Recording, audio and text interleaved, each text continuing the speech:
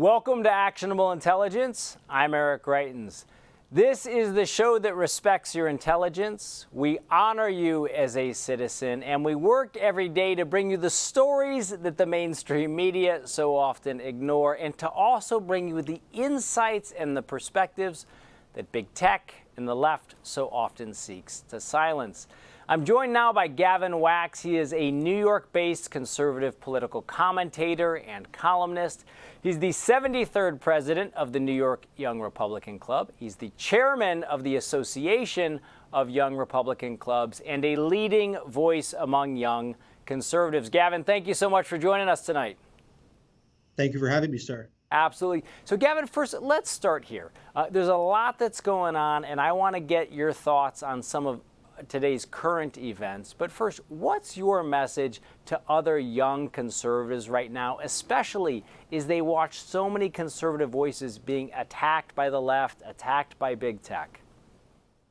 Well, my message would be that I understand, being a young conservative myself, that my generation is certainly a lost generation, unfortunately, economically, spiritually, whatever measure you want to use. But we have justice is on our side, truth is on our side. So these are definitely hard times to be a conservative in this country, but we have to stay true to our principles, and we will persevere if we continue to fight. But if we give up, if we cave in, and we just become all doom and gloom, then it's clear what will happen and it won't be good. Yeah, and let me get your perspective, Gavin, because you're based right there in New York. Everybody's watched how Andrew Cuomo has, attacked small businesses during the coronavirus pandemic. They've seen the moves that he's made limiting people's constitutional freedoms. Give us a sense, being right there on the front lines, what it's like being a conservative in New York.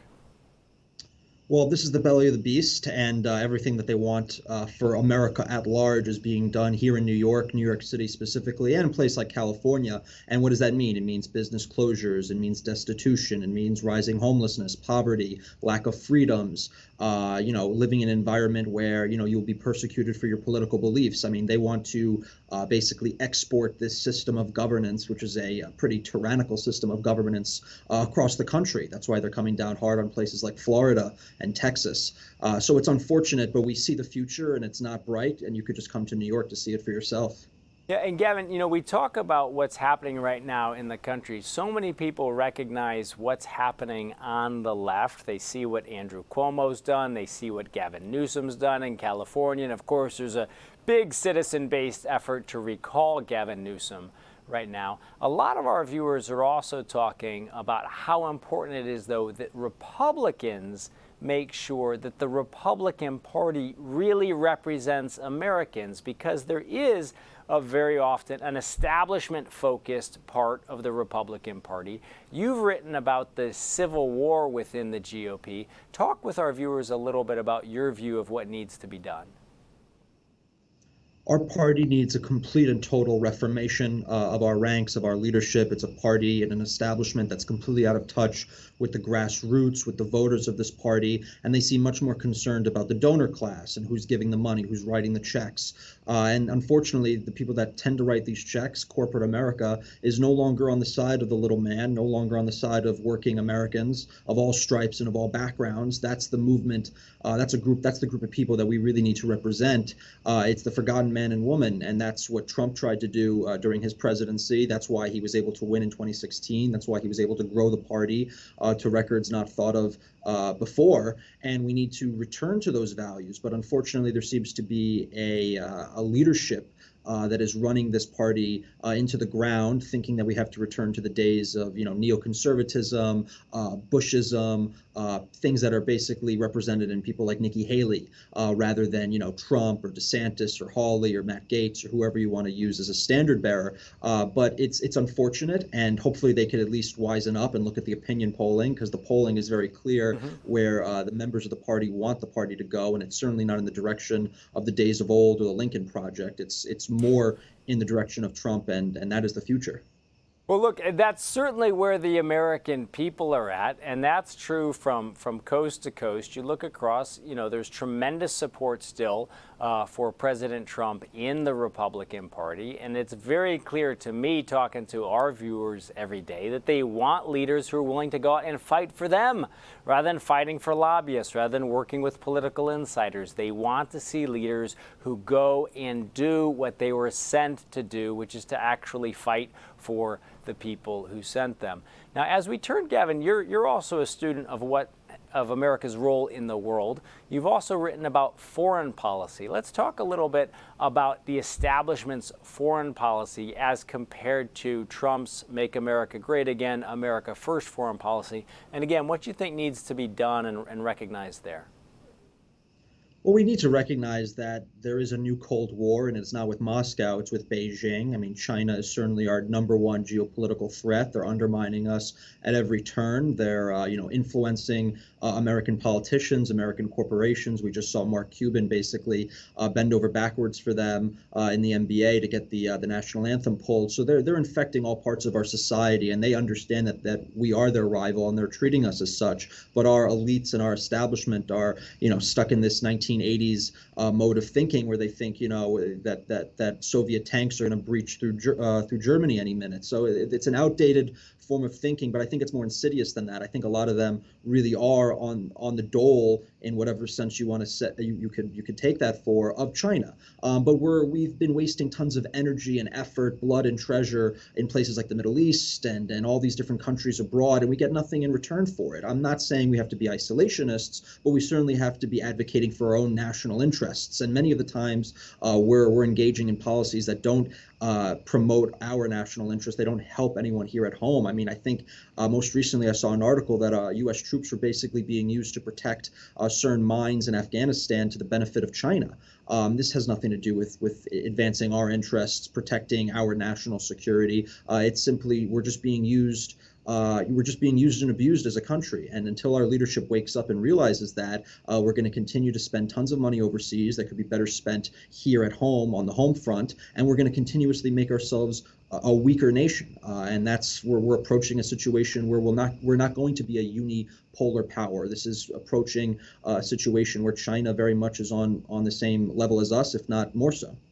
Yeah, and Gavin, talk a little bit about, we talk about troops. I think one of the things that's been most striking to Americans in the last couple of weeks has been the thousands of troops. At one point, it was over 20,000 troops descending on the American people's capital here in Washington, D.C. Joe Biden stepped up for his inauguration. He started talking about we the people, how all of us need to come together. But of course, the only people who were there were insiders. The American people were excluded from Joe Biden's inauguration, and they were excluded by fences, barbed wire, and razor wire. Biden's been in office now for a couple of weeks. What do you make of the first few steps out of the gate of the Biden administration? They're horrible. I mean, he's acting like everything they accused Trump of doing. I mean, he's acting like a dictator. He's ruling not by law, but by diktat through his executive orders.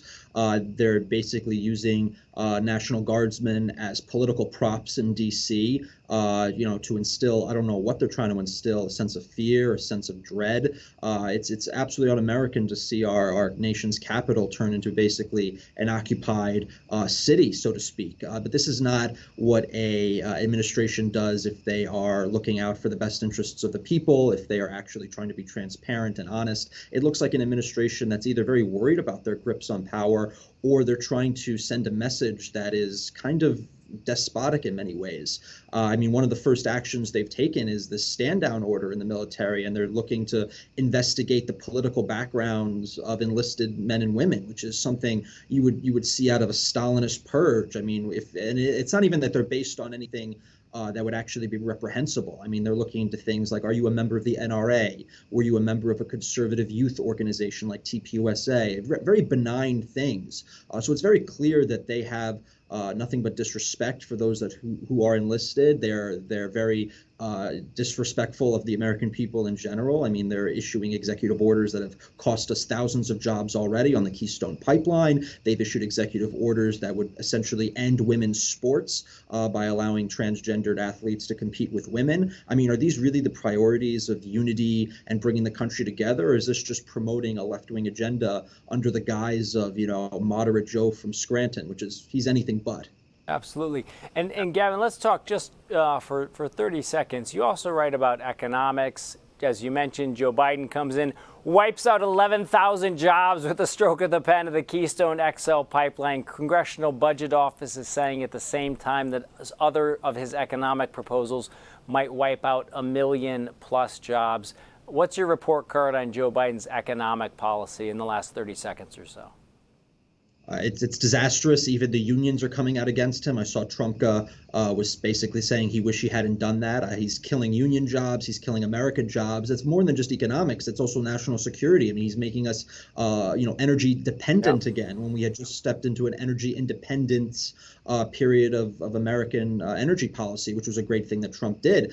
So he's sending us back in all the wrong ways. They want to raise the minimum wage, which is going to make it even harder for these small businesses to stay alive and afloat, raising the cost of labor. He's flooding the country with illegal immigrants, which is just going to further dampen American wages.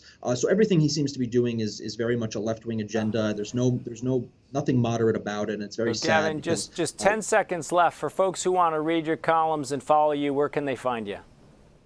I have a website, gavinwax.com, and you can follow me on social at gavinwax, and I really appreciate you having me on. Absolutely. Great to have you. Folks, that's Gavin Wax. You can follow him on social media and read his columns at American Greatness and other places. We're going to be back in just a minute with Dylan Johnson. Fantastic interview. You're going to want to stay with us.